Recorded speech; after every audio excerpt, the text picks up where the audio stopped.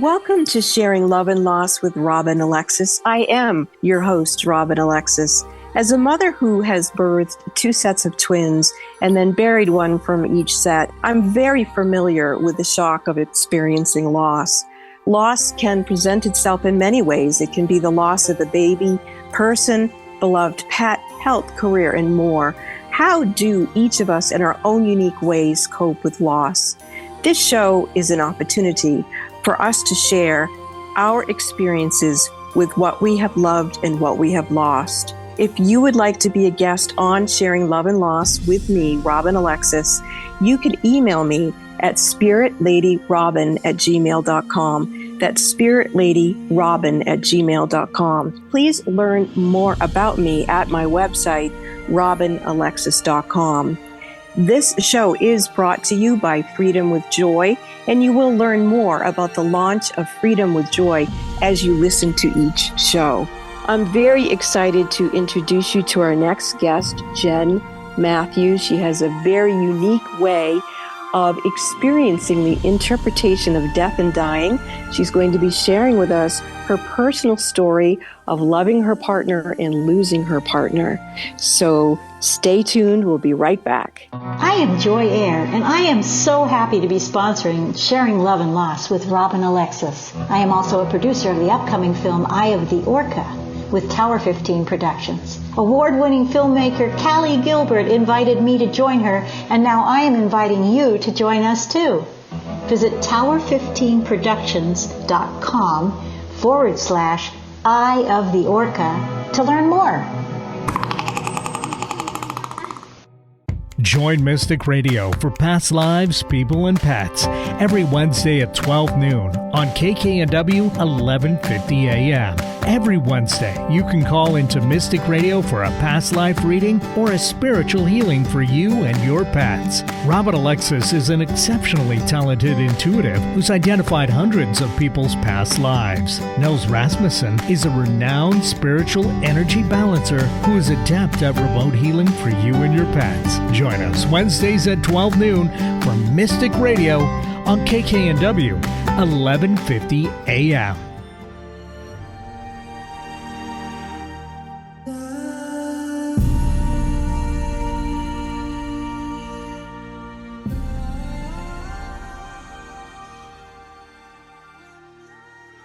Let's give a very, very warm welcome to our special guest today, Jennifer Matthews, who is going to guide us through her experience of love and loss with her beautiful life partner, Kate. Jennifer, very welcome to Sharing Love and Loss today.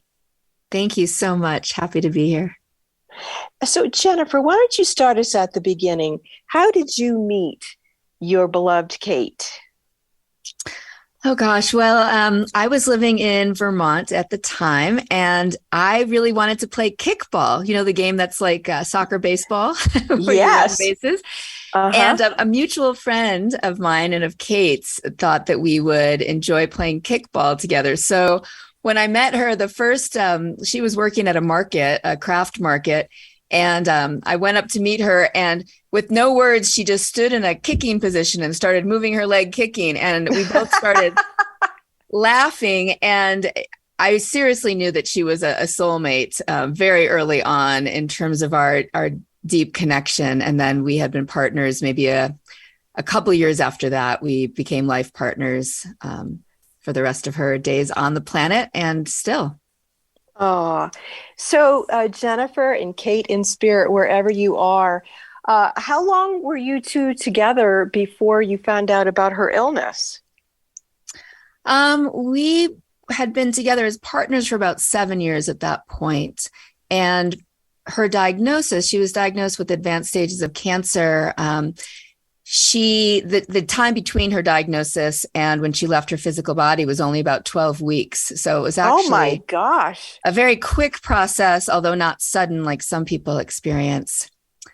Yeah. So we definitely had to get with the program fairly quickly, so to speak. Mm-hmm. So prior to her having such a harsh diagnosis and a quick movement into the death process, what was your life like with Kate? Life with Kate was quite an adventure. We had actually, when we left Vermont, we were in a camper van that I still have, and we traveled around the country for a while, and we found Mount Shasta, California. And between that time, having the adventures of just being on the road, we were both on our spiritual paths and having endless magical, miraculous synchronicities happening. And then once we landed here, we spent a lot of time in nature together. She was doing some healing work. I was involved in different community projects as well. And then we spent a couple years teaching laughter yoga together, which was definitely a fairly foundational part of our relationship eventually, was being able to just share joy together and help people laugh and find that place inside of them, which she really taught me how to do in many, many ways. And then we could share that together. But life was pretty sweet. Yeah. So you traveled around, and then when you got to Mount Shasta, California, you became part of the community here, is what I hear you saying. Mm-hmm. And what is this thing that you two were doing? I think you just said it was called Laughing Buddha.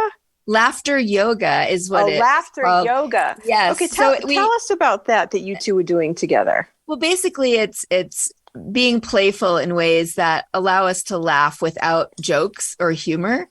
And it was really a significant piece, because through that process of just allowing my body to laugh, to me, it's very much an emotional and spiritual opening, because it's like you're letting go of anything that you're holding on to when you're laughing for no reason. So we helped people do that, and we practice that in our lives. And honestly, it is, in addition to our spiritual practices, it is one of the main things that I feel like helped us in her dying process, because we had already been practicing looking at life in a different way, letting things go, trying not to hold on so tightly and be as attached. And one of the ways we did that was through laughter.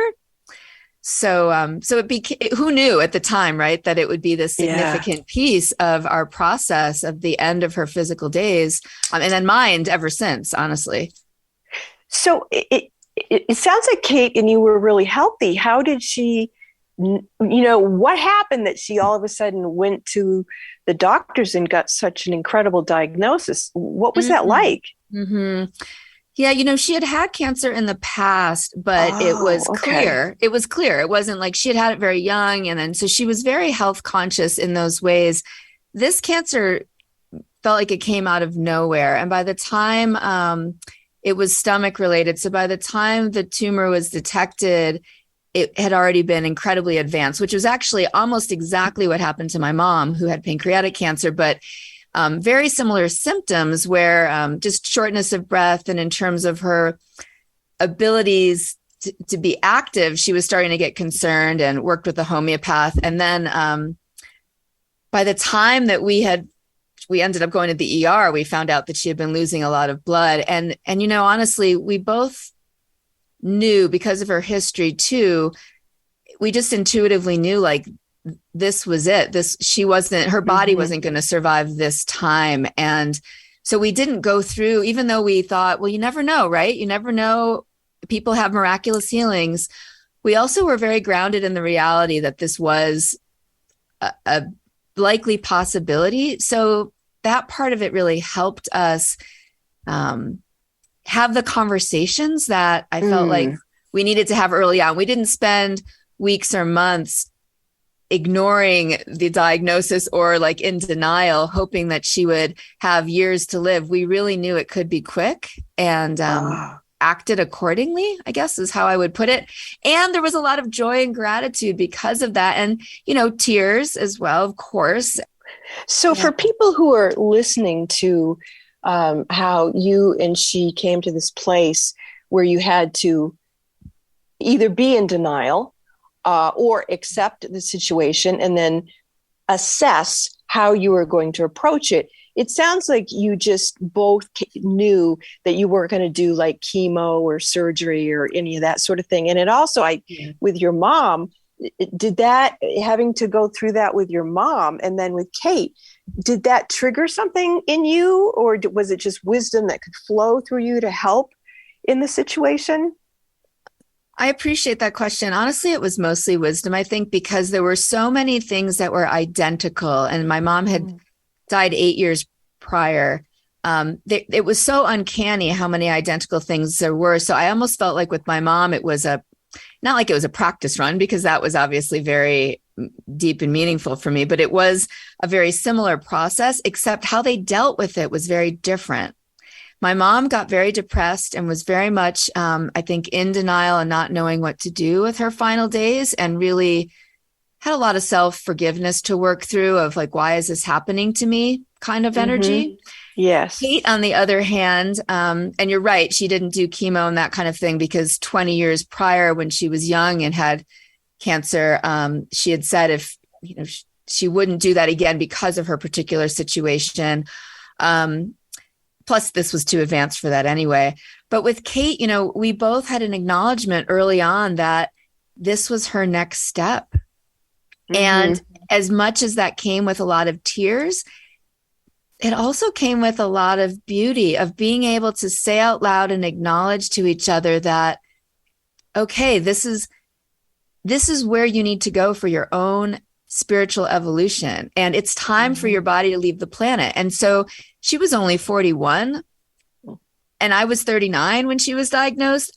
And at the same time, we both had an acknowledgement, I think, based on our belief system, that whether a person is in a body for, a few years, 16 years, 40 years, 85 years, that it's bigger than that. And that we're here as long as we're meant to be here. And then we have other plans on a spirit level. And so that, I think, was a pinnacle mutual understanding that we had. It was almost as if she was going to another country and there was no way to reach her, like no cell phones or no internet or whatever. And at the time there wasn't, much of that video conferencing we do now.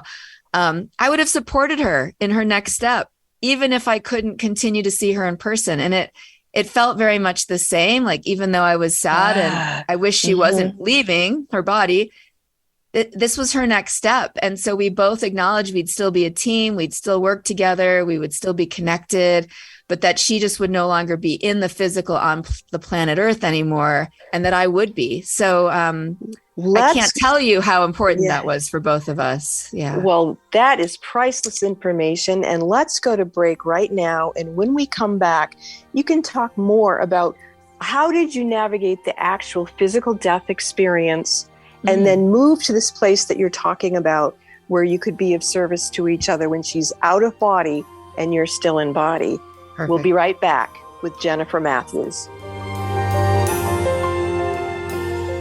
I am Joy Air, and I am so happy to be sponsoring Sharing Love and Loss with Robin Alexis. I am also a producer of the upcoming film Eye of the Orca with Tower 15 Productions. Award-winning filmmaker Callie Gilbert invited me to join her, and now I am inviting you to join us too.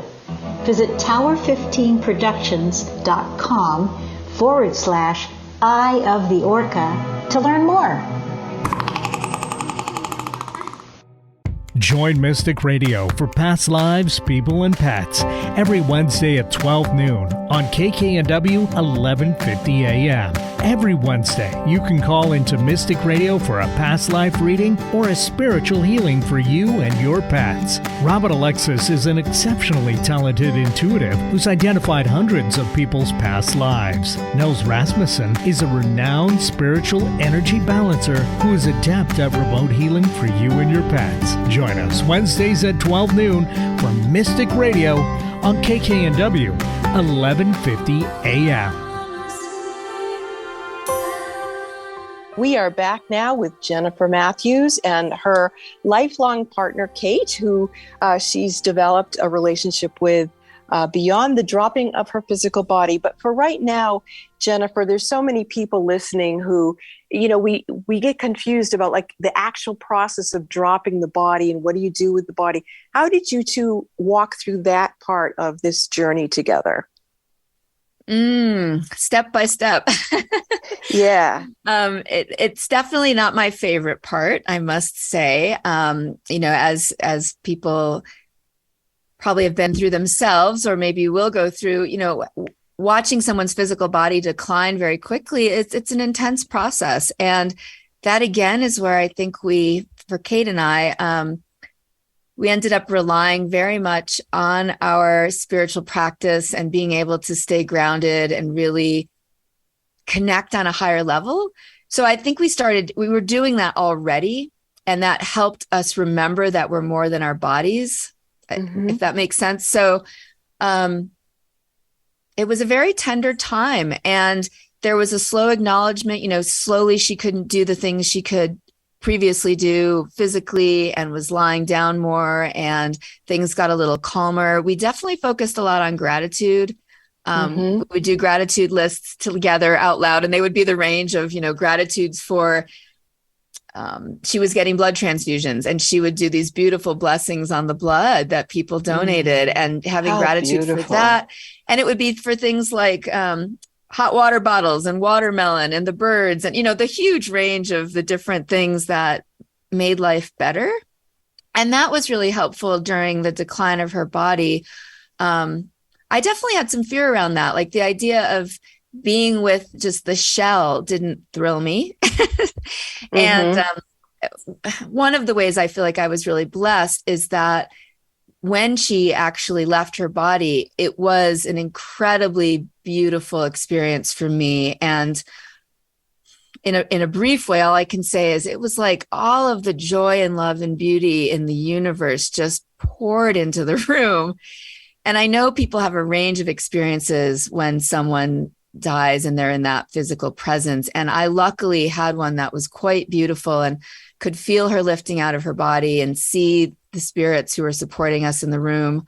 And also feel the joy, and that joy and bliss that I believe she was experiencing, that sustained me. It still sustains me. It's 10 years later, and I still feel like knowing the freedom and the joy that she was in, being able to have the expansion of leaving the body, it was really precious. So, and we both had a sense that we were hoping, I guess, that would be true for us both, that would be, we would realize our belief system, and we did, Now, were you in the hospital with her, or was she at home with you? No, she was at home. Yeah. Okay. So, and were you able to be with her body for a while after that, or did they come and get the body right away? How did you all handle that part? Yeah. Again, like I mentioned, that was the part I wasn't really looking forward to whatsoever. So I had a plan. I had a plan that there would be friends that I would call, and they had actually offered to cleanse and bless her body. And beautiful. And Kate beforehand had agreed to those particular two friends doing that for her and for me, because I actually didn't want to, after being with my mom's body after she had died, it was not a super pleasant experience for me. I didn't love it. I knew she wasn't in there. And some people really need that to be with the body. For me, I was maybe with Kate's body about 15 minutes by myself before I called anyone. And I was, like I said, I was in total bliss. It was an amazing experience. And I also knew myself well enough to be like, this is not how the memory I want to keep is the sensation I'm having now and the beauty of the spiritual release, not of her physical body, what she looks like, what's happening. So friends actually came over soon after, and I went outside and spent time with another friend, and did a ritual celebration outside with some sparklers and the stars, and instead of being with her body. And then her body did stay in the house overnight, and I didn't interact with it, but a friend wanted to stay with her body in the living room. I mean, it was beautiful. There were candles and rose petals, and it was gorgeous. That's lovely. But a friend stayed with her and really wanted to overnight. And then the next afternoon is when her body was picked up after the care, luckily, of our close friends in that process. This is just an incredibly conscious, gracious, and, as you said, blissful thing. I'm hoping you're giving so much people strength as you're telling your story. Now, when was it that you knew in your own way that you were communicating with Kate after she had dropped her body, and you two continued some sort of legacy and practice, and you're still offering that to other people. So can you go into that now and share that with people? Sure. Well, honestly, it was actually before, when she was still partly in her body, was when we first were having communications. And just briefly, I'll say, I had a cough, so I had to kind of remove myself a little bit physically from her because she was in this process and she kept being kind of startled back into the present physical world. And she was actually extremely aware and conscious. I'm still shocked that she just shot out of her body so fast, but I was sitting on the stairs and just watching her, and I could feel her spirit sitting next to me so strongly that I had to move over on the stairs. Wow. And she and I, before she had completely left her body, we were having this conversation on a spirit level where I was saying to her, is this what you're looking at? Because I was up high on the stairs. And she said, yes. And we were both together. I can't explain it any other way, watching her own body. And very soon after that, she completely left her body. So I had already had this spirit to spirit experience with her as she was going through her transition process. And then afterwards, I mean, there were shooting stars. Was guidance when I was creating her memorial celebration of, she guided me to the exact song that she wanted to use. She said, look at CD number 4. And I'm thinking, what's CD number 4? The CDs have names, not numbers. Sure enough, there was a blank CD with a Roman numeral number 4 on it. She told me what track to go to. I went to the track. Sure enough, it was one of her favorite mantra chant songs that someone had given her many years before. I never knew what the words meant. I looked the words up and they were specifically for someone who was transitioning into the spirit realm. So she just kept doing that kind of thing with me. And even now she continues to communicate in messages and numbers and just her presence. So I think that actually goes into the answer of your next question, is how do I stay connected? Which really, for me, it's about focusing on her presence rather than her absence. And that is brilliant. Focusing it's on really her simple. presence rather than her absence. Thank you for sharing that. You're welcome. And, honestly, when I feel any sadness, or especially in the past when I have, if I just have the awareness of where is my focus, even if it's subtle, it usually is on her absence, the absence of her in my life or her physical body. And then if I can focus on her presence, and by presence, I could mean her spiritual presence in my life, like her actual being, but also I can mean her memories, or like how she shaped who I am today, how I still carry her with me, like whatever presence means to somebody. The moment I start that connection, it completely supersedes the loss and the absence. And that's been one of the greatest gifts is learning more and more to focus on her presence. And we can do that. It might be fleeting some days. It might be moments or minutes, but it always, I think, can bring us back to finding a way of communication or connection or feeling centered rather than an emptiness or a gap, That's beautiful, Jennifer. And if Kate comes through and wants to share anything through you, that would be beautiful too. And how is it, you've recreated yourself and what you're offering, and for people who want to learn to experience this type of process that you and Kate have created, if someone listening wants to learn how to do this, where can they go? Do you have a website? How is this done? Thank you. Yeah, I do. My website is just my name. It's jennifermatthews.com. And that's with one T. So it's Jennifer and then MATHEWS.com. And there you'll find different articles I've written about my experience, and also about Kate, and about sometimes when she has communicated to me and things that she's shared. I also did a TEDx talk a couple of years ago, and you can watch that there. And that also describes how I was able to maintain connection and gratitude and joy after she left the physical world. So that might be valuable to people listening as well. And do you teach the laughing yoga? I combine it now with talking about kind of what laughing teaches us about living and dying. So I've done workshops and trainings on that, and it still is a core piece of what I teach, along with spiritual tools. And I do have to tell you, asked about a message that Kate would come through. So what I got right away was love, love, love, love, love, love, love.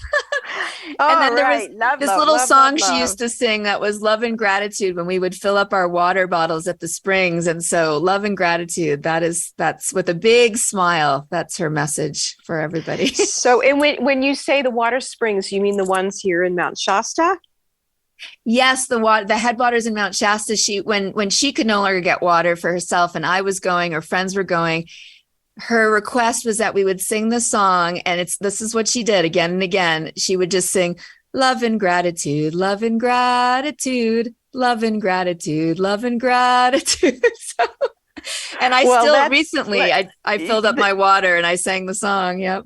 Well, may everyone who's listened to this show today, when they fill up their water glasses or jugs or wherever they are, would you sing that one more time so everybody can get it in their heads? Sure. Love and gratitude, love and gratitude.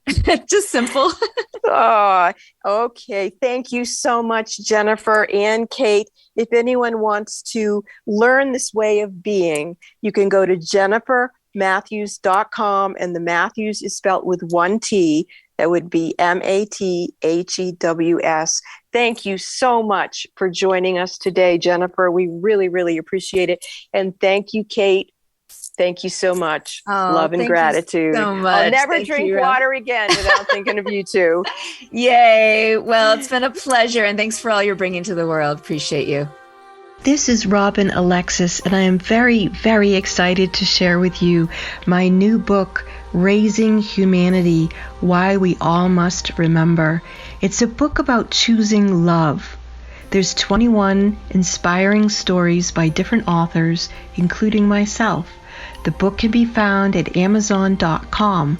That's Raising Humanity, Why We All Must Remember. The previous program, Sharing Love and Loss with Robin Alexis, was brought to you by Freedom with Joy. Please subscribe to Sharing Love and Loss with Robin Alexis wherever you listen to your favorite podcasts.